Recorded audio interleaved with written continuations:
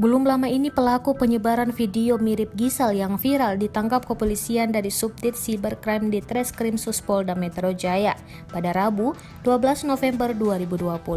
Diketahui identitas pelaku penyebar pertama kali video mirip Gisel tersebut berinisial PP dan telah ditetapkan sebagai tersangka. Rupanya, pelaku penyebaran video yang disebut-sebut mirip penyanyi Gisel Anastasia itu merupakan penyebar pertama kali video itu. Dibenarkan salah satu sumber warta kotalive.com, identitas pelaku penyebar video Gisel hingga link video full Gisel jadi buruan warganet berinisial PP. Dalam gelar perkara itu, penyidik menyimpulkan ada dugaan tindak pidana pelanggaran penyebaran video syur mirip Gisel itu.